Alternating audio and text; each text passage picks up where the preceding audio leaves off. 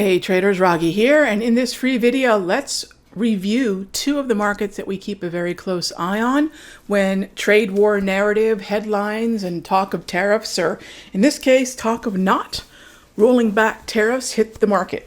And so a couple things to keep in mind. I think the general direction of soybeans is one to keep an eye on. This is probably the easiest place for US and China to find common ground. And that's why when we do get pullbacks like the one we had yesterday or the one we have today, we want to continue to buy bean calls or just straight up buy beans in that zone. Now the zone's going to have two areas, the upper area and the lower area. And of course, each presents a unique view of risk.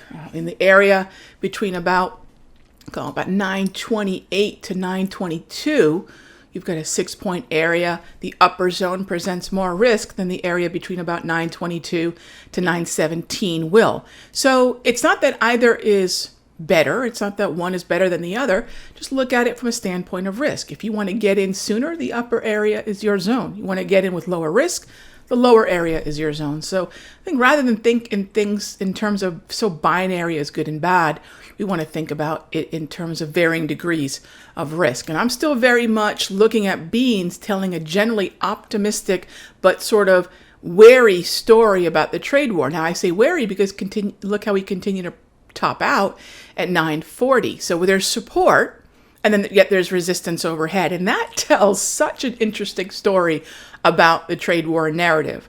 And beans just really embody that very well. And I think beans continue to be a buy. The second place we look is in the US dollar Chinese yuan. Now I am pulling this up on the TradingView platform. This is a platform that is free, but you can purchase a pro or different versions of the premium. Now, I'm happy to do that because I like having the ability to look at multiple charts and put multiple indicators on the chart and so forth. But the free version is perfectly fine. And the symbol that you're pulling up is the USD-CNY.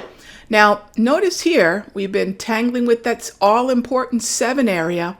We drove down through it this week. That's very optimistic around the trade war. But today, with the lack of optimism play with the tariffs are not being rolled back narrative, you notice how it went back up. Do I think, generally speaking, the shorts in US dollar CNY are going to continue to work? I do believe so. Now, I'm not saying I'm going to trade this, but if you're looking at a barometer for optimism about the trade war, this and beans is it. So keep an eye on these two, and I'll see you in the next update.